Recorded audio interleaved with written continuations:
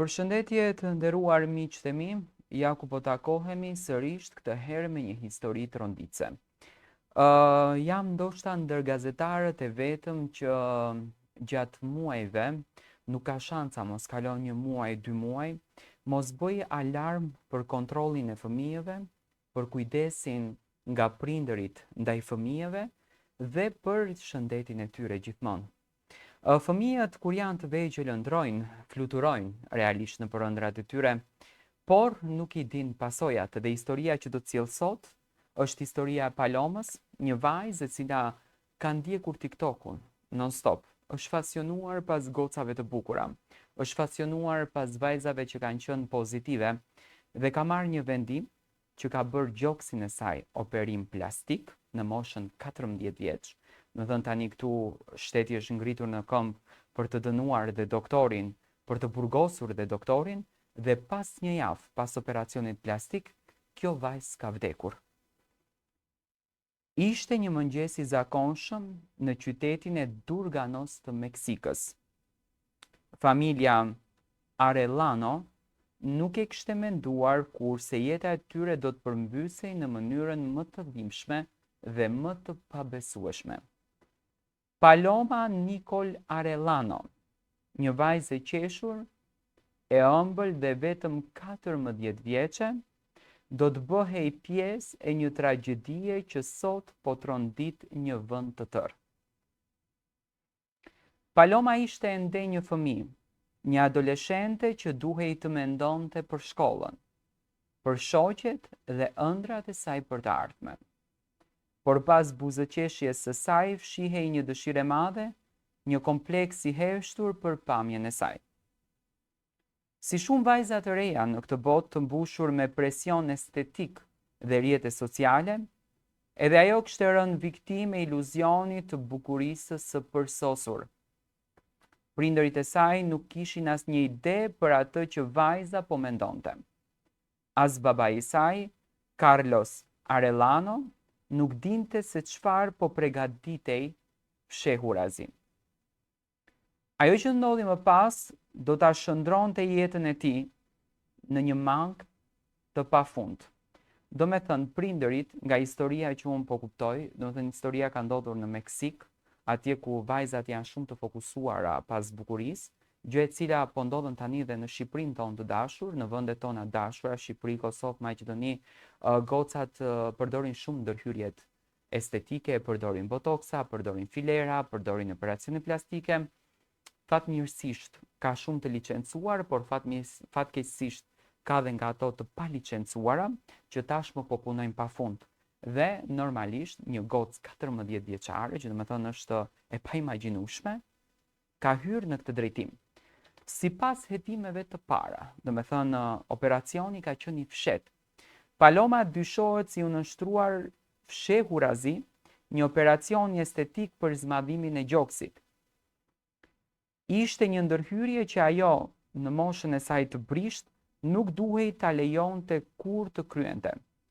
Dhe megjithatë, për arsye ende të paqarta, kjo ndërhyrje ndodhi.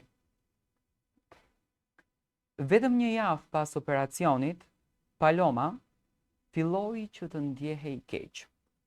Ajo u shtrua në spital, por gjendja e saj shëndetësore u përkeqësua me shumë shpejtësi.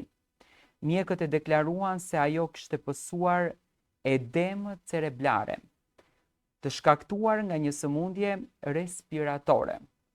Kjo u bë shkaku zyrtar i vdekjes në certifikatën që u dorëzua familjes. Do me thënë, Paloma ka shkuar fshehurazi, ka kryer operacionin, ka kthyer në shtëpi, normalisht ndoshta ka mbajtur bluza të gjëra dhe prindërit nuk e kanë shikuar, dhe Paloma pas një jave ka ndruar jetë. Por për Carlos Arellanon, baban e vajzës, kjo nuk ishte as pak e vërteta. Gjithçka ndryshoi ditën e funeralit, teksa ai përqafohej për herë të fundit me trupin e vajzës së tij, vuri re që e tronditi deri në palcë. Shenjat kirurgjikale ishin të dukshme, implantet e gjoksit gjithashtu, Zemra e tij u thye në mira copa. Ai kuptoi se vajza e tij kishte kryer një operacion estetik për të cilin askush nuk i kishte thënë asnjë fjalë të vetme. Na e dhan certifikatën e vdekjes menjëherë, aq shpejt sa dukej e dyshimt. Do të thënë tani këtu futet në dyshim mjekësia në Meksik, sepse në momentin që ka shkuar Kufoma dhe është bërë autopsia në spitalin në Durgano, menjëherë është dhënë, do me thënë, certifikata që vajza ka vdekur nga kjo që unë e thash, do me thënë, më sipër, dhe nuk kanë bërë evidentimin si që duhet, do me thënë, të trupit të saj, për të kuptuar që e ka bërë operacione. Aq shpejt sa dukej e dyshimt, e flet për certifikatën jati. Në të shkruhej se shkaku ishte një sëmundje respiratore. Me thënë, kjo shkruajtur në certifikat. Por unë e pash me sytë e mi, thot, të vërtetën. Vajza ime kishte implantet, kishte shenja të qarta operacioni. Pse na gënyen, tha Carlos mes lotëve. Carlos nuk mund ta pranonte në asnjë mënyrë këtë realitet. Një baba që priste të shihte të bijën duke rritur ëndrat e saj, tani qëndronte mbi varin e saj duke kërkuar një përgjigje. Dhimbja e tij u kthye në një betejë. Ai paraqiti një ankesë zyrtare duke kërkuar që të gjithë ata që janë përgjegjës për këtë tragjedi të hetohen. Kërkoi që të hetohen të gjithë. Dikush lejoi një vajzë 14 vjeçare të hynte në sallën e operacionit.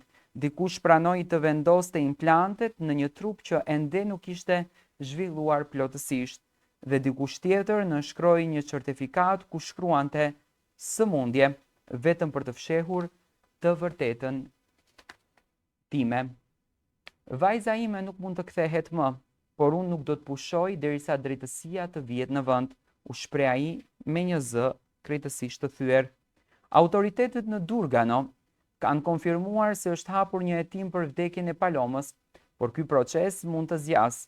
Shumë dyshojnë se spitali ka dashur të mbyllë çështjen shpejt, pa nxjerrë në pa detaje që mund të shkaktonin një skandal të madh.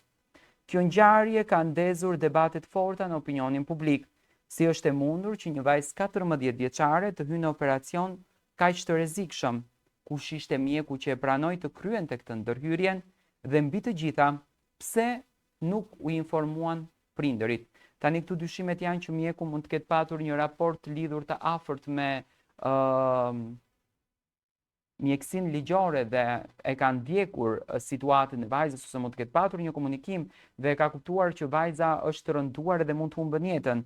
Tragjedia e Palomës nuk është një rast i izoluar. Vetëm disa ditë më parë në Brazil, një nënë e re 28 vjeçare ndroi jetë gjatë një operacioni për ngritjen e vitheve. Këto histori tregojnë anën e errët të kirurgjisë estetike, një industri miliarda dollarëshe që shpesh shfrytëzon dëshirën e njerëzve për të ndryshuar trupin e tyre, pa marrë gjithmonë parasysh rrezikun që mbart. Po kur viktima është një vajzë e mitur, dhimbja është shumë fish më e madhe. Paloma nuk pati mundësi të rritet, të përjetojë ëndrat e saj, të ndërtojë një të ardhme. Një vendim i gabuar, një operacion i fshehur dhe ndoshta një fshehje e qëllimshme së vërtetës i morën asaj gjithçka. Historia e Palomës është një kamban alarmi për prindërit, shoqërinë dhe autoritetet. Ajo tregon se presioni i bukurisë mund të jetë vdekje prurës, sidomos kur shënjestron të rinjtë dhe adoleshentët. Carlos Arellano, i mbuluar nga dhimbja, tani jeton vetëm në kujtimin e vajzës së tij dhe një betimi të fortë të mos ndalet kur derisa e vërteta të dalë në dritë. Një vajzë 14 vjeçare u largua nga kjo botë shumë herët dhe pasaj mbeti një plagë e hapur. Një histori tronditëse që na kujton se pas çdo statistike, pas çdo lajmi fshihet një zemër e thyer dhe një familje që nuk do të jetë kurrë më e njëjta. Andaj mesazhi im në këtë mes është që ti kontrollojmë fëmijët tanë, ti kontrollojmë dëshirat e tyre dhe të jemi më me këmbë në tokë, sepse në botën e jashtme çfarë nuk dëgjojmë.